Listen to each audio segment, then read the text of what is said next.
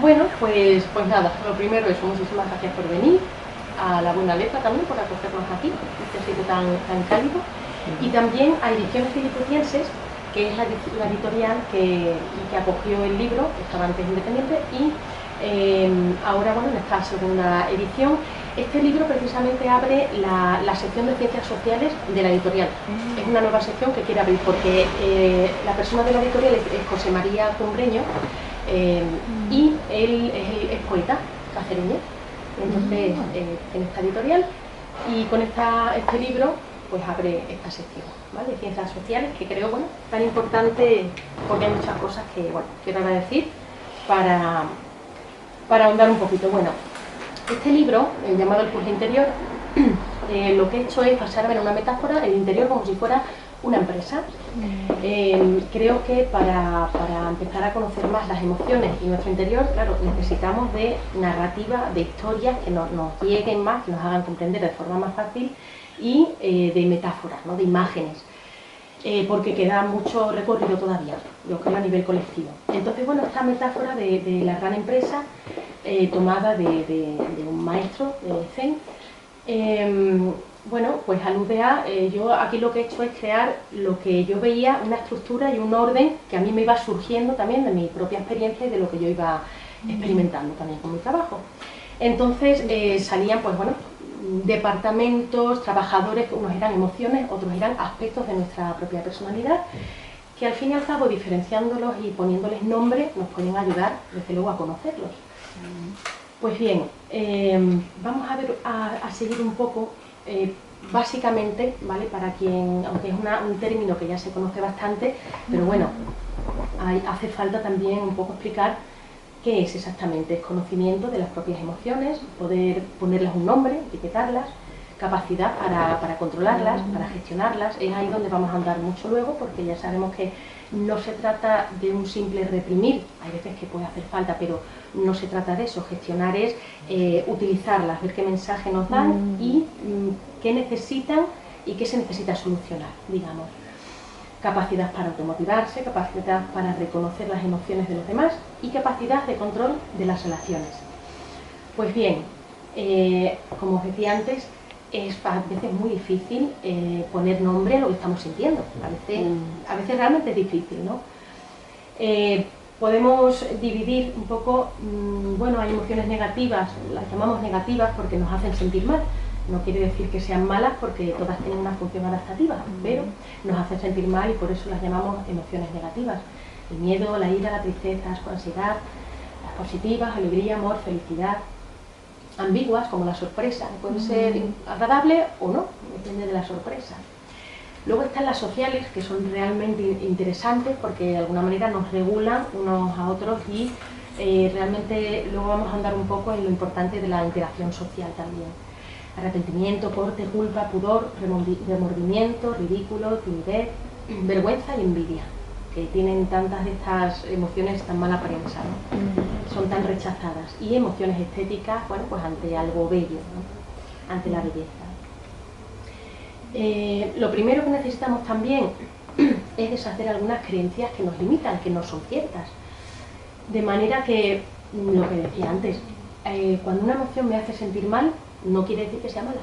Eso es lo primero que tenemos que entender. Puede estar haciéndome sentir mal, pero está haciendo una función y eso es lo que tenemos que empezar a aprender. Gestionar las emociones no es reprimirlas, aunque a veces en un momento extremo pueda ser necesario como última opción, pero es asistirlas realmente, gestionarlas, escuchar lo que nos están diciendo y solucionar lo que nos señalan. El pensamiento no es suficiente para gestionarlas. Muchas veces pensamos, creemos que solo con el pensamiento podemos ya resolver y gestionar las emociones, pero hay veces que la trampa es que estamos pensando para no sentir, y ese es el gran problema a veces, ¿no? Y dejarla sentir no es dejar que nos arrastren, pues cuando se manifiestan de forma destructiva es cuando nos atrapan, cuando nos secuestran, y ahí no es que las estamos escuchando, es que no nos queda más remedio que escucharlas porque están como dando voces, con lo cual realmente no es algo voluntario. Aquí lo que vamos a hablar es de cómo aprender a que sea algo voluntario esa escucha y que la emoción pueda de verdad manifestarse y decir sus verdaderas funciones originales. aquí es como tenemos, porque claro, hay una cosa que es lo que hemos aprendido hasta ahora, que es sobre las emociones en general, aunque ya se están haciendo algunas cosas en colegios, en sitios, pero todavía estamos empezando. ¿Qué pasa? Que lo que sabemos hasta ahora, lo que nos han enseñado es no llores, no estés triste, no te enfades, no sientas envidia, todo no. Y no te dicen más, vale, pero ¿qué hago entonces con lo que yo estoy sintiendo? Entonces, cuando uno es niño, el mensaje es, vale, entonces lo que estoy sintiendo no debo sentirlo, ya está. ¿Qué recursos me dan para no sentirlo? Ninguno.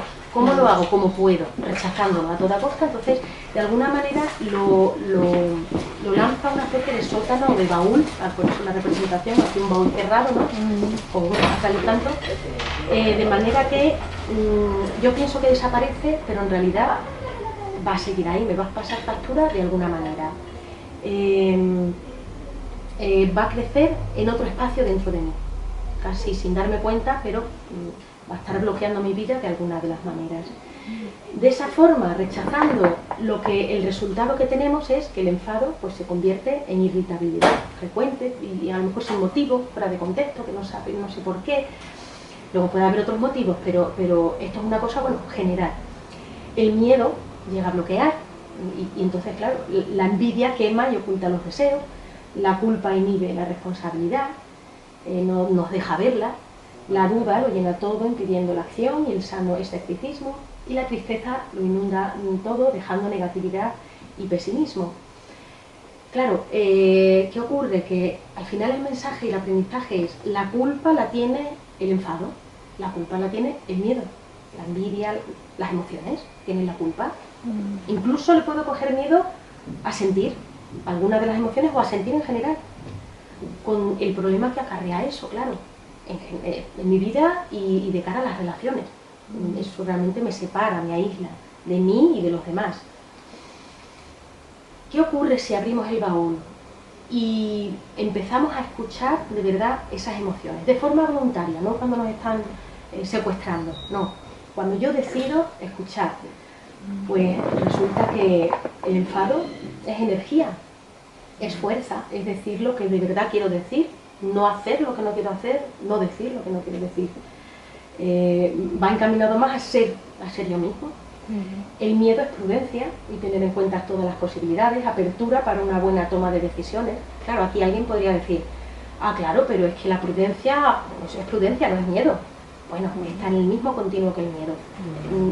Menos miedo, más miedo, me da lo mismo, pero es que realmente es el mismo continuo. Lo que pasa es que hasta ahora hemos estado teniendo mucho eufemismo, ¿no? De no, miedo no es prudencia. Lo sustituimos por otro nombre, ¿no? Porque el otro no es bienvenido. La envidia, igual, pues tiene la culpa.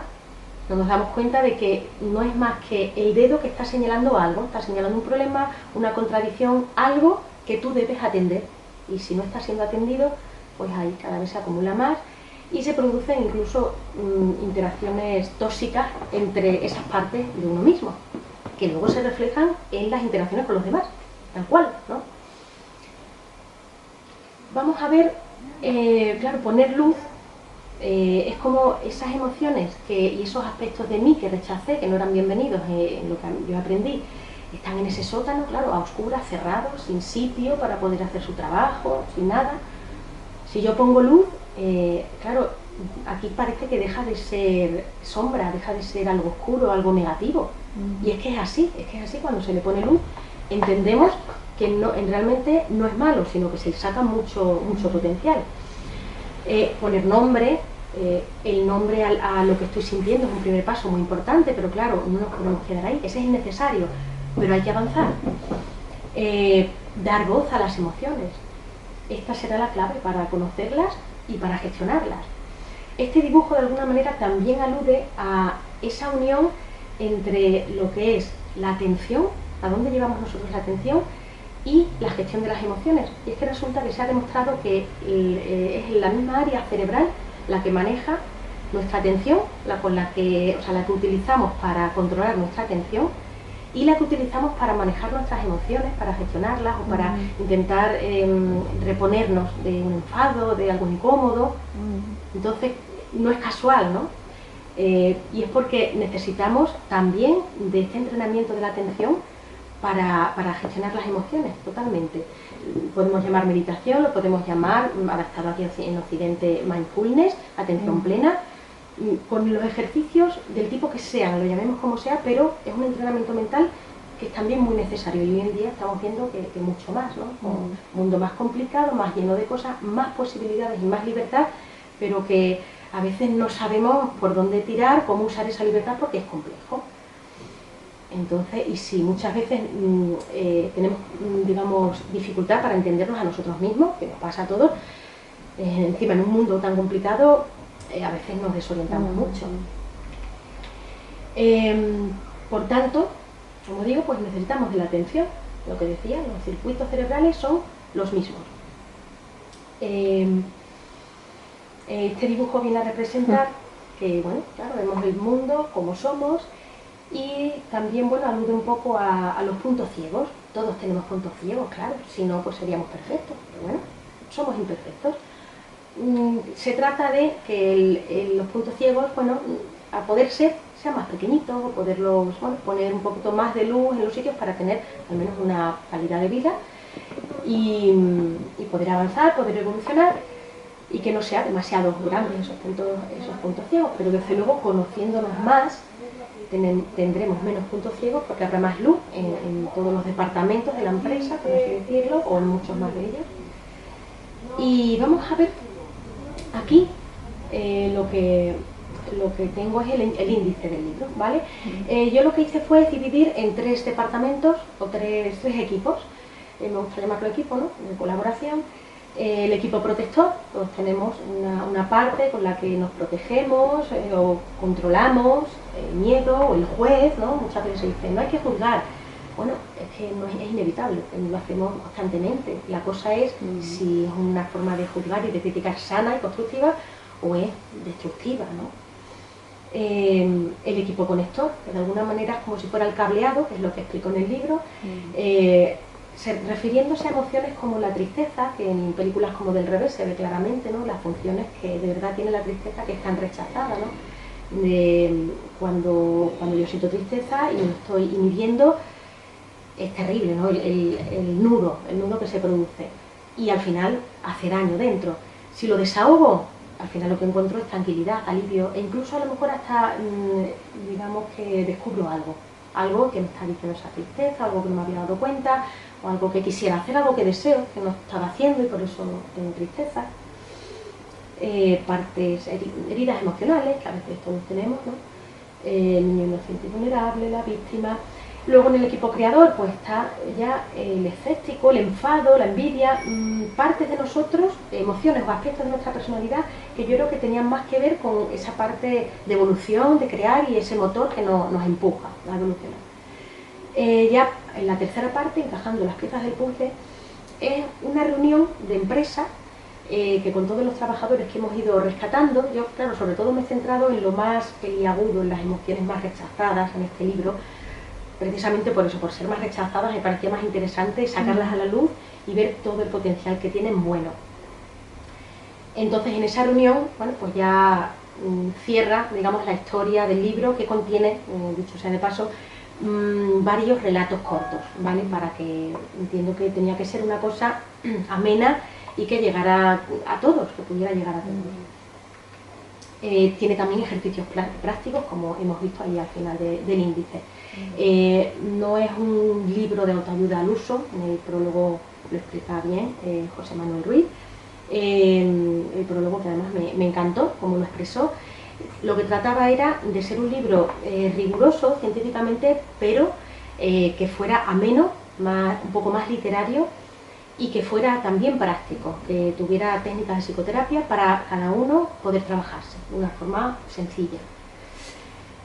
Hay 10 relatos, hay un poco más historias, pero al menos hay 10 personajes que encarnan diferentes emociones o aspectos de la persona, ¿vale? Curiosamente, el vigilante, en el segundo lugar, es el único que no tiene nombre. Me di cuenta estos días que, haciendo el recuento, quizá, como encarna al miedo, quizá quería ocultarse un poco, ¿no?, por protegerse. pero al fin y al cabo, bueno, ser vigilante es un ejemplo que pongo en el libro de imaginarte tú si te contratan en un gran almacén, pero como no estás bien visto, por lo que sea, en ese almacén, o sea, en esos grandes almacenes, en un comercial, un gran comercial, no está bien visto el guarda de seguridad. Entonces, bueno, pues te dicen, vamos a meterte en una habitación muy pequeñita, a oscuras, pero vas a tener un agujerito por donde vas a poder ver el resto del sitio, del comercio, y te vamos a pagar poco, porque claro, no estás bien considerado, y te vamos a poner al lado una alarma para que la saltes cuando tú pienses que hay un peligro. Claro, imaginaos en ese lugar el miedo que se puede sentir, sin poder acceder a todos los lugares, ni de pantallas ni nada, para ver si está pasando algo. Entonces, probablemente pulsas la alarma en más ocasiones de la cuenta. Esto se traduce en ataques de pánico, problemas de ansiedad, es lo que de una forma metafórica ocurre muchas veces dentro de nosotros. Entonces, diferentes personajes, Amelia pues afronta una herida del pasado, Lina descubre la función de la vulnerabilidad, que en este caso tiene tanta importancia en las relaciones personales, sobre todo las más cercanas, amistades íntimas o parejas, de manera que si se esconde esa vulnerabilidad, es que es imposible relacionarse en realidad. Tiene uno que estar dispuesta a una apertura de lo más íntimo para de verdad que haya una conexión de verdad. Esa es una de las grandes funciones de la vulnerabilidad, por ejemplo. El sentimiento de víctima, celos, Fran y Félix, representando los extremos del escepticismo, la total credulidad con el total escepticismo o en el extremo, ¿no? Todos los extremos no son buenos y ninguno de los dos extremos realmente les va a proteger, es un poco lo que viene a representar el relato. Y Cecilia pues destapa la función de la envidia, que realmente lo que descubre son sus deseos. Bueno, finalmente tenemos aquí como en la base de cada pensamiento racional hay una emoción. No hay razón sin emoción porque es indisoluble. El fluir ocurre cuando estamos en nuestro mejor estado, en el que razón y emoción se unen en calma hacia un objetivo. Y con esto termino las diapositivas, pero me gustaría decir una última cosa antes de pasar a las preguntas que queráis hacer, y es que en Facebook, en las redes sociales, compartí yo una pregunta que habéis interaccionado con cosas muy interesantes respecto a la contraportada, que hay en el cartel de esta presentación, aparecía en el mismo plano. Esta puerta amarilla tan sugerente, a mí lo que me sugiere es una salida al exterior, es decir, de alguna manera he entrado en esa empresa, he tratado de descubrir todos los trabajadores posibles, sacarlos a la luz para ver todas las funciones positivas, he tratado de ver bueno, de qué manera podía influir la relación entre ellos, aunque ahí no ahondé mucho, quiero ahí seguir ahondando, quizá en un próximo escrito o libro. Y esto es una apertura hacia el mundo, dando la importancia a las interacciones y a cómo las vivencias que nos seguimos dando en la vida adulta realmente siguen conformando la expresión incluso de la cadena del ADN. O sea, así de increíble, ¿no?, los últimos descubrimientos que ha habido en la ciencia. Con lo cual, bueno, las implicaciones que tiene esto son tremendas, y de cara a la educación, al mundo laboral, tiene muchas implicaciones. Por ejemplo, pues se me ocurre el tema del acoso escolar, pero el acoso en general, porque aunque no sea escolar o en el trabajo, hay muchas señales que a lo mejor están ocurriendo y no las vemos o no las queremos ver, no atendemos, o se pasa, se mira para otro lado, o es incómodo, y de alguna manera estos son señales, y son señales también emocionales que la gente está dando, y que ante esa desconexión que muchas veces tenemos unos y otros, claro, es un caldo de cultivo para que se den muchos problemas. En las redes sociales, precisamente, que es un tema tan apasionante hoy en día, está por ver todavía cómo podemos desarrollarnos para relacionarnos mejor, y para que el ordenador no nos haga digamos, nos proteja de una manera que, como no tenemos a la persona delante, no empatizamos, no sale tanto esa capacidad de empatía, pues parece que nos podemos ahí atacar o decir las cosas de cualquier manera. Entonces serviría mucho el imaginarnos a la persona delante tal cual, y se lo dirías eso mismo si la tuvieras delante. Eso seguro que nos protegería mucho también de problemas judiciales, que también a veces se dan, y de herir otras personas o que te hieran a ti, de alguna manera, con todo el bien que podemos hacer en las interacciones presencial, virtual. Bueno, podemos influir muchísimo a los demás para bien, y los demás también nos pueden influir mucho a nosotros, para bien y para mal. Eso hay que tenerlo muy en cuenta también a la hora de ver en qué ambiente está uno, con qué personas, bueno, y poder dirigir tu vida y tomar las decisiones con más libertad, teniendo más datos con todos estos trabajadores de nuestra empresa. Entonces, a la hora de que quizá pueden simbolizar las puertas también, las decisiones que tenemos que tomar en la vida, poder hacerlo mucho mejor, en mejores condiciones. Bueno, pues, ¿alguna duda, cualquier cosa que queráis comentar? Sí, la envidia, que me resulta muy complejo siempre entender cómo puedes aprovecharte de ella. ¿Cómo puede ser algo bueno la envidia? Utilizarla o tener su función, sigue costándome. El resto, sí, ya voy tomando toda la conciencia de que el miedo, por supuesto, el miedo protege, quiero decir. Eso es porque no eres envidiosa. Bueno, todos tenemos ese sentimiento. Unas personas pueden estar más marcados, otras menos, pero ni siquiera eso es malo, ¿no? Pero sí, lo sentimos todos a veces. No, yo muchas veces lo digo, que no envidio a nadie. O sea, muy poca gente. No me apetece ser nadie, nunca. Como soy muy envidiosa. Te sientes bien contigo, te sientes satisfecha, tus deseos cumplidos de alguna manera. Bueno, pero influyen. No, a ver, yo lo que siempre pensé fue que desear ser otra persona no iba a solucionar mis problemas. Yo sé que soy muy práctica, entonces yo decía, ¿qué más me da querer ser esta amiga que parece tan feliz? Sí, no. Entonces, sí, claro que tendré envidia, seguramente que tengo envidia de alguna cosa o eso, pero que no le veo la función. Porque tú estás pensando en la envidia asociado a lo que llamamos envidia mala, hacer mal, hacer mal, ¿no? O a desear el mal ajeno. Eso sí. Claro, pero eso sería una forma destructiva de manifestarse la envidia. Claro, ¿por qué se manifiesta de esa forma destructiva? Si la escucháramos realmente, nos estaría recordando nuestros deseos. Porque si esa persona tiene algo o ha conseguido algo que yo no, y yo no estoy poniéndome manos a la obra o reconociendo mi deseo, entonces, claro, me da rabia. Porque parece como que yo estoy impedida, no puedo hacer nada y esa persona lo tiene y yo no. Y claro, que injusta es la vida. Pero si yo la escucho, esa envidia es deseo también.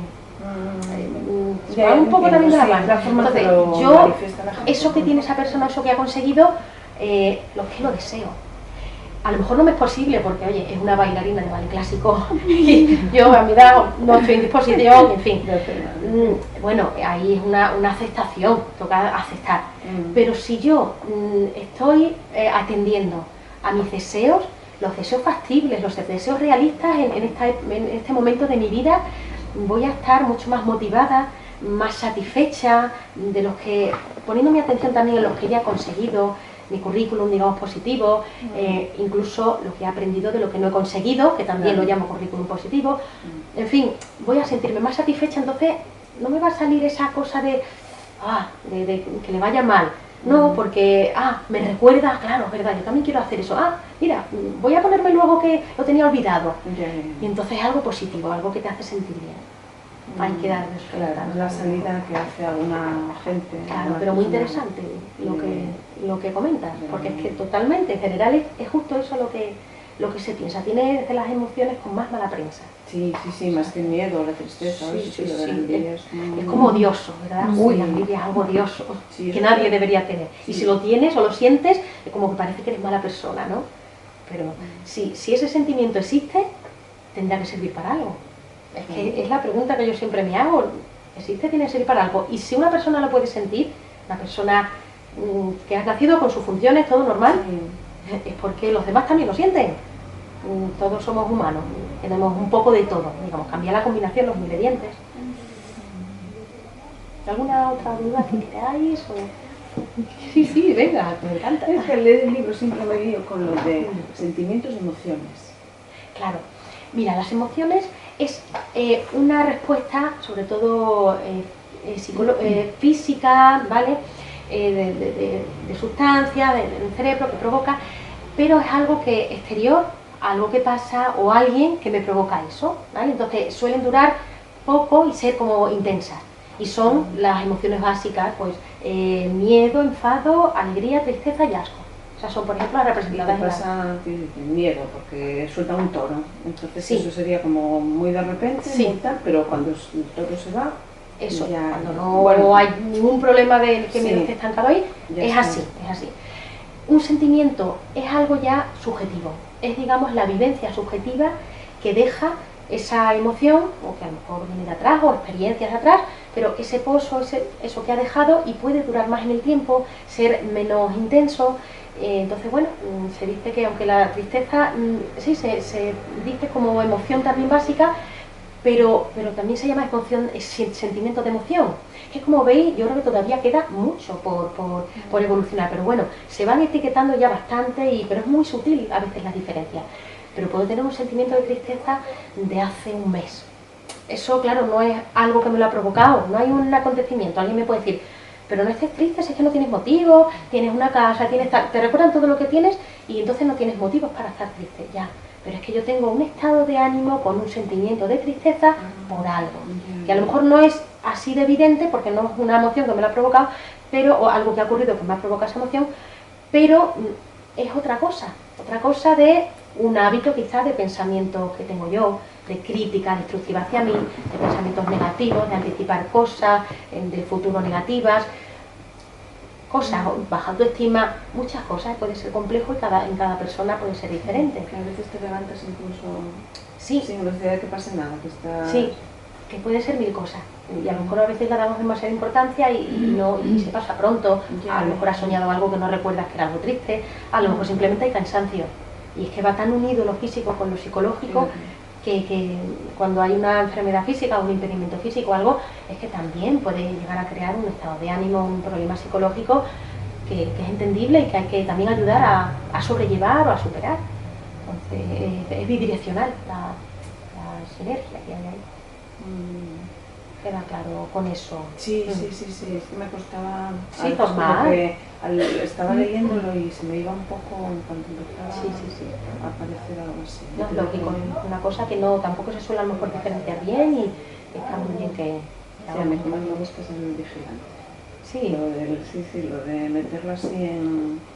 Claro, porque va mucho unido al sentido este que tengo yo práctico de todo. Entonces dices, si tienes un vigilante, ¿para qué lo encierras?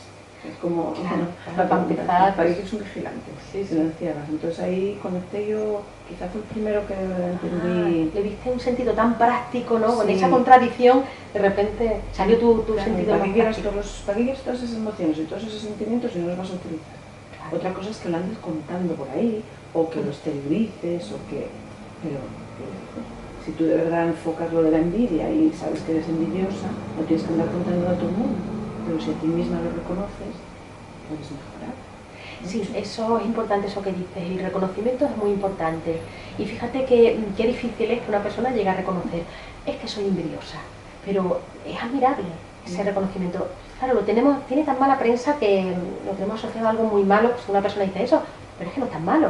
Es que puede estar queriendo decir que es una persona que tiene mucho deseo en la vida, muchas ganas de hacer cosas, mucha pasión, mucho motor que le mueve, mucha fuerza y tiene muchas cosas que quiere hacer, no le da tiempo a todo y siempre anda fijándose, curioseando, como en el relato que habla precisamente de la envidia, como un niño que juega, que curiosea, ay, quiero eso, quiero aquello, ay, cómo me gustaría, lo puedes llamar igual envidia, ay, qué envidia, mira, pues me encantaría, ay, esa persona, mira, cogió tal, consiguió o es de esta manera de ser. Hay veces también que proyectamos cosas positivas en los demás que creemos no tener y a lo mejor sí que lo tenemos. Puede a lo mejor que no tan desarrollado como en esa persona que estamos viendo, pero sí tenemos el potencial, o puede que sí, que lo tengamos tan bien desarrollado, pero no estemos valorándolo y justo también la envidia nos puede informar de eso, de esa envidia, aquí ya como más llamado admiración, envidia-admiración, que también a veces va de la mano, y esa admiración hay veces que si los llevas hacia ti, también tú puedes tener de eso y desarrollarlo más o simplemente exteriorizarlo. Lo tienes y simplemente no lo estabas exteriorizando o usando. Entonces, eso también es importante. Sí, claro, ahí está. Por eso aprendemos tanto todos de todos. Bueno, complicado, ¿eh? Hay que tener paciencia. Sí, paciencia hay que tener, claro. Porque hay días, claro, hablándolo aquí queda todo muy... Claro, a ver. Pero luego en el campo hay... Hay el trabajo de campo, hay el día a día, la práctica, de repente tienes un día malo y lo tienes mal. Ya está. Y es que aquí no estamos diciendo tampoco que uno tenga que gestionar las emociones para estar siempre contento, no. No. Es que imposible. Y es que tampoco sería bueno, o sea, sería frívolo todo y sería... Sí. No. Entonces, porque también la tristeza, otra de las funciones importantes, que da profundidad. Claro. Da profundidad realmente. Son cosas muy sutiles y que a veces es difícil explicar, pero bueno, iremos encontrando, según vayamos evolucionando, más palabras, yo creo, y más formas de entenderlo. ¿Alguna cosilla? Mejor tú querías A ver, sí, yo te digo, yo me lío a veces con centrar la atención en la emoción o la manifestación exterior. Por ejemplo, el enfado.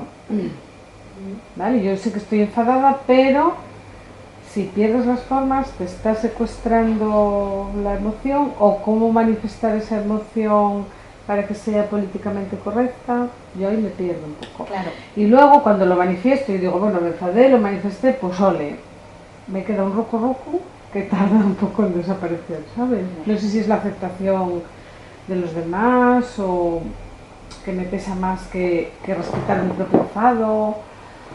No sé. Que eso es muy frecuente, claro que sí, muy Hay interesante lo que dices. Has dicho que cuando expresas el enfado, que crees que te está secuestrando, ¿no? O que crees que está fuera de contexto. A ver, creo que me está secuestrando porque la manera que tuve de expresarlo, perdí las formas. Claro, pero bueno, habría que entrar, ¿qué llamas a perder las formas? Porque hay quien lo llama el ponerse firme y ponerse serio y a lo mejor levantar un poco la voz y resulta que quizás esa situación lo requiere porque está a ese nivel. O, bueno, insultar, denigrar, claro.